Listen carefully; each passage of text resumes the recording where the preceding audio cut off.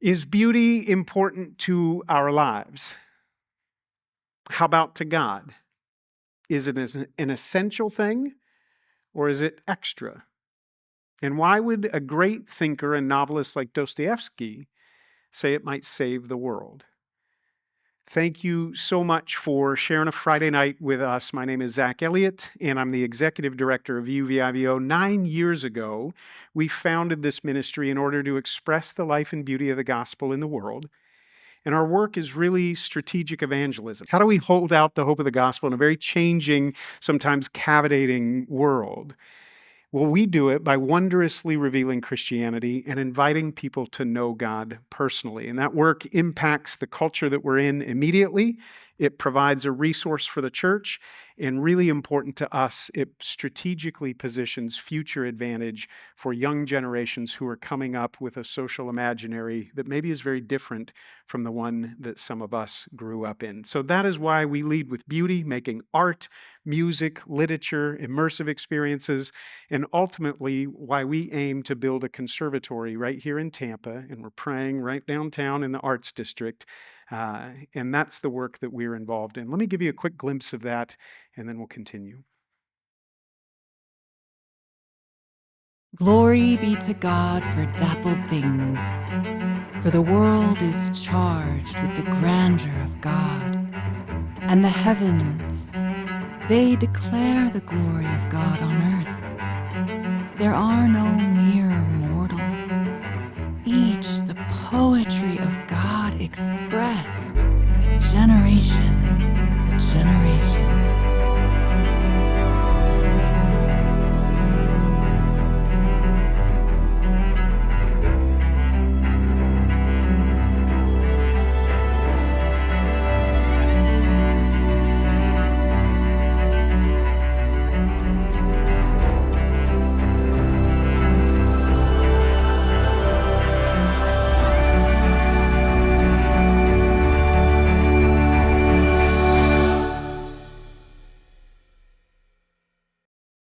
I love showing that video because last year we got to record a symphony. We say it's Symphony 1 because we're underway writing Symphony number 2. But that's just a glimpse of some of the art and music and immersive experiences, literature that we are creating. And we get to do that work in an age shaped by rationalism, formed and molded by utility first. And we're an age that measures meaning in material terms. And in our age, beauty is an ornament most of the time. And sometimes it's cast aside as something that's excess or something to be torn down.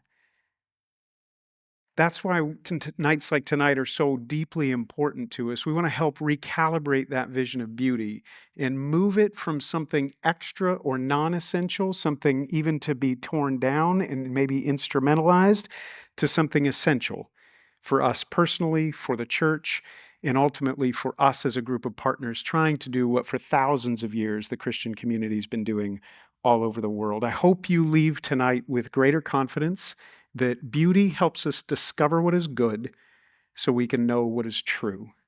And that maybe you'll be curious about how you can cultivate beauty and lead with it in your life and possibly partner with us in this great work in the world. So to help lead that conversation, we've invited my friend and a brilliant author, speaker, leader, and Harvard grad, Cara Kennedy, to help us explore beauty, a Christian apologetic. Would you welcome Cara Kennedy?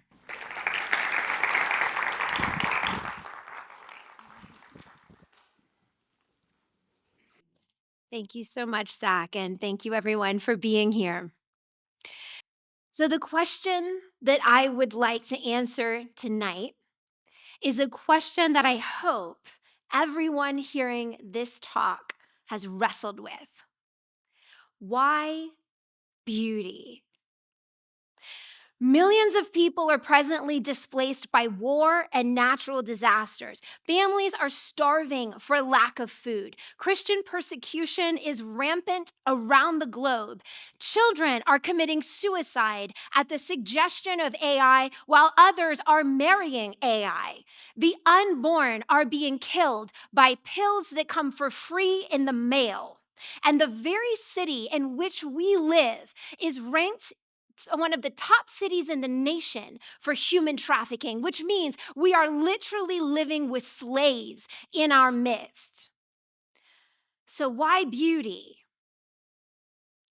In light of the overwhelming avalanche of need and the reality of your limited resources to invest, why would you think of prioritizing beauty? This is a very personal question for my husband and I, because we're committed to defending the lives of the unborn and the women who carry them. We're committed to giving humanitarian relief in destitute places. We're committed to breaking the structures of exploitation in our city. We are committed to more ministries and more needs than we could ever fulfill in our lifetime. So how could we possibly prioritize beauty? And the answer I came to is this: because Jesus did. You see, his first miracle was turning water into wine at a wedding. And not just any wine, but the best wine. And not just a little, but a superabundance of the best wine. And not at the beginning of the wedding, but nearing the end of the wedding, when everybody had already had plenty to drink. And the wine wasn't made in the special wine jars. It wasn't kept in wineskins. He used stone water vessels that were used for washing your hands and the dishes. He didn't make this wine to have a shelf life. He made it for this party and this moment right now. And some have suggested that Jesus made so much wine that it would have been physically impossible for the people to drink it all before it went bad. Have you ever poured a bottle of Camus into the dirt? Of course you haven't, because that would be terrible stewardship on your part. But here we have the unsuspecting village of Cana, and they have so much of the very best wine this side of heaven, so much liquid poetry at their disposal that they couldn't take it all in. So they may have had to just pour it out. Why would Jesus do that? It appears so wasteful, so indulgent, and so unnecessary. But it only looks like that to us because we aren't looking with him. You see, Jesus performed that first miracle before he healed anyone, before he fed anyone, before he brought any of the dead back to life. He gave that extraordinary wine to signal to the world that the kingdom of God had come near. And the nature of that kingdom, the nature of his kingdom, is so lavish and so good and so beautiful that we can't take it all in. It is too much for our feeble frames. If we were to try, we would perish. And so the excess would be spilled out on the earth. And somehow that's okay, because the Father delights to give good gifts to his children, even if we can't comprehend them or take them all in.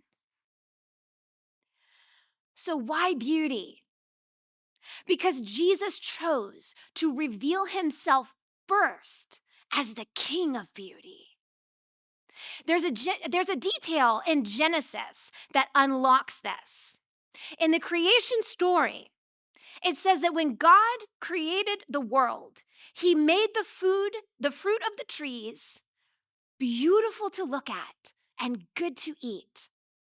And when Eve fell for the temptation of the enemy, it says that she saw the fruit good to eat and beautiful to look at. Did you catch that? She reversed it.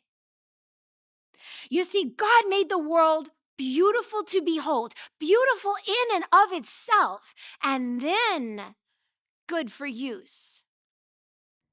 Beauty was first, but Eve saw the fruit for what it could do for her, and she made beauty last.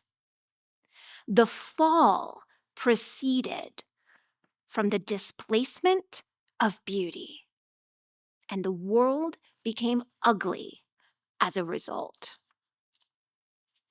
And the mission of Jesus is to make the world, to make us beautiful again. In the Messiah's Jubilee in Isaiah, it says that he will give a crown of beauty for ashes. In Hebrew, the words beauty and ashes are actually the same 3 letters, they're just reordered. Why beauty? Because at the fall, we disordered things. And Jesus' mission is to reorder the ashes of all we've burned and make beauty again. Dr. Timothy Keller is one of my favorite pastors and theologians. He is now enjoying the better wine, and he says that we can only understand the gospel in terms of beauty. He says that religious people find God useful. They find him instrumental. They see God for what God can do for them. But the mark of the Christian is that we find God beautiful. We behold his beauty and we obey him, not for what he can do for us, but simply for who he is. Why beauty? My husband and I have been working for years in a communist country. And the big miracle has always been successfully getting the food and medicine through customs. Because if they see what we have and they want to take it, the government will just take it. But the situation has become so dire in that place that they literally came out and said that if the humanitarian aid would come in, that they would not take it. It was very generous of them. So now they are allowing the flow of supplies across the border. But do you know what they're still restricting? The artists. There are plenty of artists in this country, but their art is never free. Their art can only ever tell one message, and that is in praise of their oppressors. You see, in this place, food and medicine can now come in, but the artists are still oppressed, spied on, persecuted, and controlled. Why? Because that communist regime knows what the devil himself knows, and that is that art has the power to do what food and medicine never could. Art has the power to speak hope, to transcend our present experience. Art points beyond itself to a truth that otherwise might be obscured, and art has the power to lift a broken people's vision up. You see, true art demotes evil to its proper place by elevating God to his. Art speaks the truth about the reality of God when nothing else can.